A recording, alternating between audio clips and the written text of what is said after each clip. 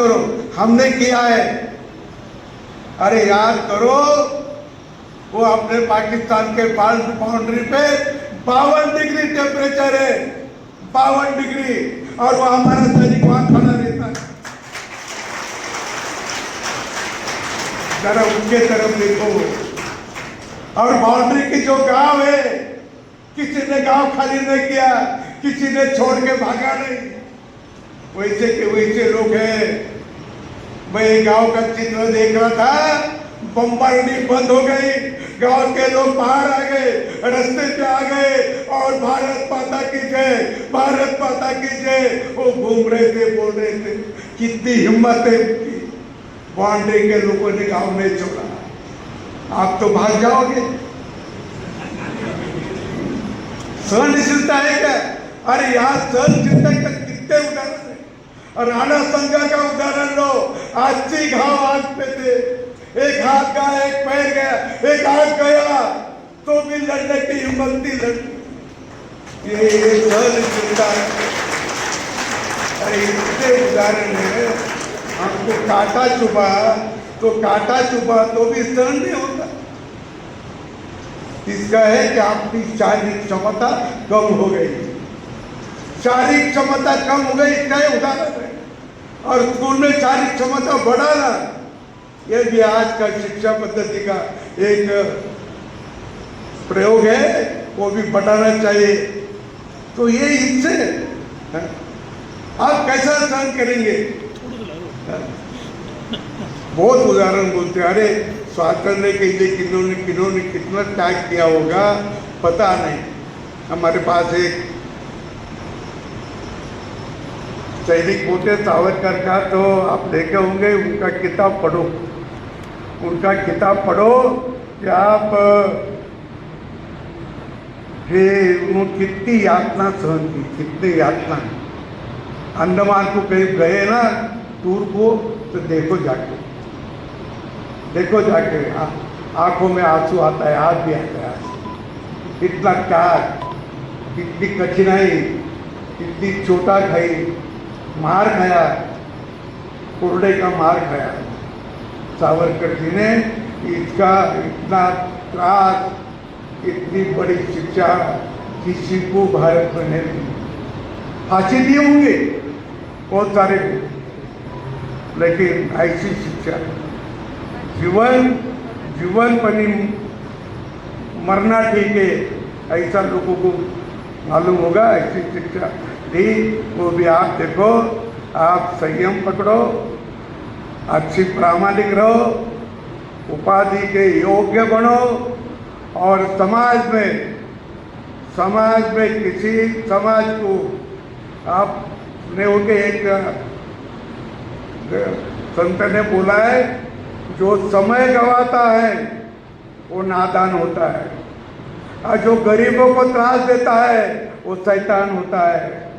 अब शैतान मत बनो, किसी गरीबों को त्रास दो, गरीबों को मदद करो, करना है गरीबों को मदद करना, ये मानसिकता रखो।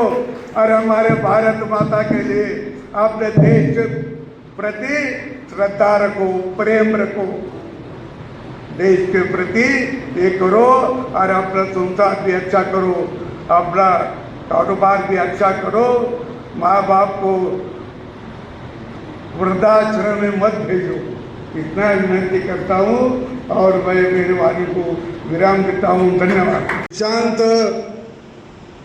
समारोह विश्वविद्यालय का 27 स्वर्ण पदक, 4080 दीक्षांत प्राप्त करने वाले सभी छात्र छात्राओं को मैं बधाई देते हुए उनके उज्जवल भविष्य की कामना करता हूँ।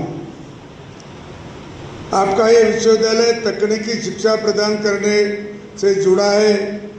इसी संदर्भ में मैं आप सभी से यहाँ साझा करना चाहता हूँ कि तकनीकी क्षेत्र में भारत आरंभ से अत्यंत समृद्ध रहा है। अतः भारत शुरू से समृद्ध रहा है, ये मैं जब बोलता हूँ तो आपको लोग बोलेंगे कि हमारे पास क्या था समृद्ध के लिए। पर 600, 700, 800 वर्ष हो गए, ऐसी भी कलाकृति यहाँ होती कि जो कलाकृति सही बोल तो इंजीनियर ही तैयार कर सकता है, ऐसी कलाकृति होती है। तो हमारे लोगों ने की है। वह राजस्थान में रणकपुर का मंदिर किसने देखा होगा तो समझ में आया होगा कि 64 साल तक उसका काम चल रहा था और इतनी बारीक बारीक कला कौशल्य उन्होंने वहाँ दिया कि अपन कल्पना भी नहीं कर सकते। वो लोगों ने कोई कॉलेज में तो डिग्री नहीं ली, उनका जो काम था वो प्रैक्टिकल था। प्रैक्टिकल मेथड अलग होती है, प्रैक्टिकल अलग होता है। और प्रैक्टिकल के कारण वो रणकपुर का मंदिर आप देखें, दक्षिण में गोरखपुर का एक मंदिर है, विश्व में सबसे बड़ा मंदिर उसको बोलते हैं, उसकी ऊंचाई भी बहुत है। और हमारे इधर अजिंठा एलोरा लेनी है, वो अजिंठा लेनी को 800 वर्ष हो गए तो इसका कलर जाता नहीं। अभी 800 साल में जो कलर लगाया था उन्होंने वो अभी भी नहीं जा रहा। तो अभी भी वैसा के वैसा कलर दिखता है। एक कौन सी कला उन्होंने की, कौन सा शोध उन्होंने लगाया था, कौन से झाड़ पेड़ों से और कौन से पत्ते से उन्होंने वो कलर बनाया होगा। तो ऐसी ही कला अपने पास थी और ये इंजीनियरों का ही काम है। अतः इंजीनियर बोले तो क्या, इंजीनियर की भी व्याख्या होती है और मेरे ख्याल से इंजीनियर की जो व्याख्या होती है तो इंजीनियरों ने क्या क्या करना, इंजीनियर किसको बोलना, ये भी एक व्याख्या होती है उनकी। तो जिसका नाम इंजीनियर है उसको तो अभियंता भी बोलते हैं। उन्हें मशीन का डिजाइन, पुल, रेल, जहाज, यंत्र आदि का डिजाइन करने वाला व्यक्ति, उसकी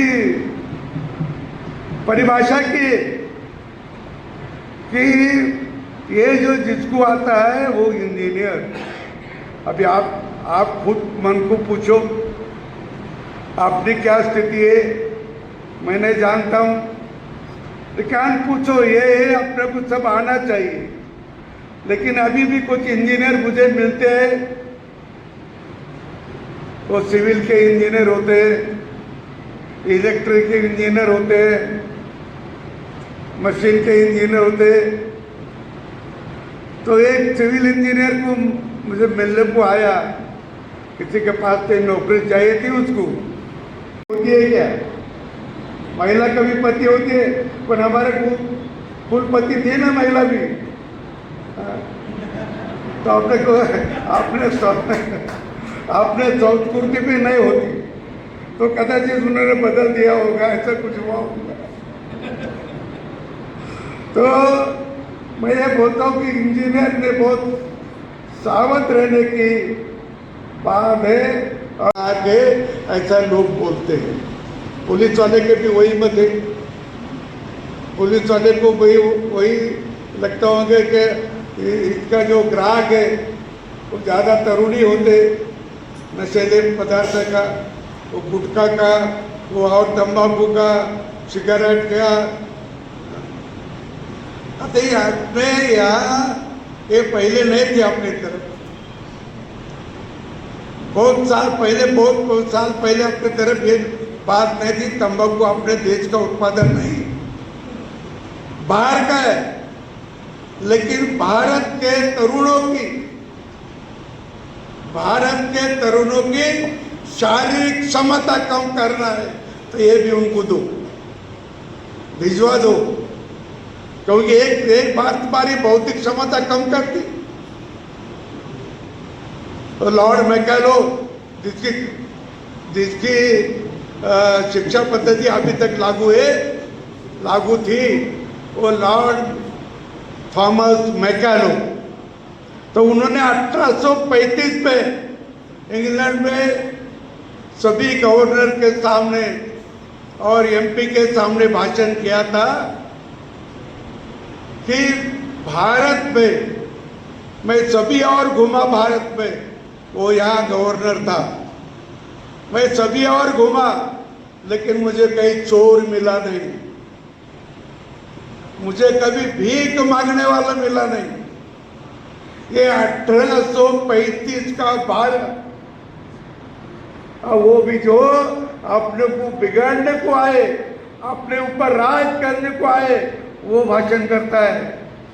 अपने लोग तो अपना बोलेंगे ही, पर लॉर्ड मैकेलो ने बोला वहाँ भारत के पास नैतिक मूल्य बहुत है, वो अपने गुलाम नहीं रहेंगे, वो अपने गुलाम नहीं रहेंगे, उनके पास नैतिक मूल्य बहुत है, प्रामाणिक है, एक दूसरे को मदद करते हैं।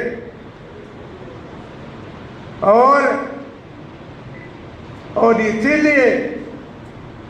इसीलिए उन्होंने बोला इनको गुलाम रखना है, इनको गुलाम रखना है, तो इनकी शिक्षा पद्धति बदलो।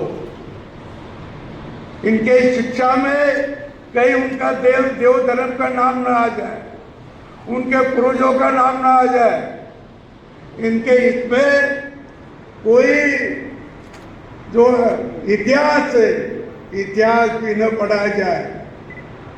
और जो उनके यहाँ संत महात्मे आचार्य जो हो गए पूरे ने, उन्होंने जो संशोधन किया, जो वेद लिखे हो गया और कुछ लिखा होगा, उसका ही नाम उसमें मत आने दो, फिर उसकी शिक्षा पद्धति बिगड़ जाएगी। और जिस देश की शिक्षा पद्धति बिगड़ती है वो देश भी कमजोर होते चलता है, कमजोर होते चलता है। जिस देश की शिक्षा पद्धति अच्छी है वो देश भी बलवान होता है। और शिक्षा पद्धति, शिक्षा तरह अपने विकास का, अपने डेवलपमेंट का एक अंग भी है, ऐसी शिक्षा पद्धति है, और वो एक अंग भी है, इससे तो चलेगा नहीं, विकसित होगा। तो ऐसी शिक्षा पद्धति अपने जो अंग्रेजों ने ला दी थी, अंग्रेजों ने कायदा किया 1836 में, और वही अभी चल रहा है अपने तरफ। अभी 2020 में शिक्षा पद्धति बदली और उसमें सब बात अभी नए की पुरानी अभी चालू है। आगे अपने को क्या लगेगा, आगे क्या क्या होगा, ये सब इसमें आ जाएगा, ये शिक्षा पद्धति में आ जाएगा। और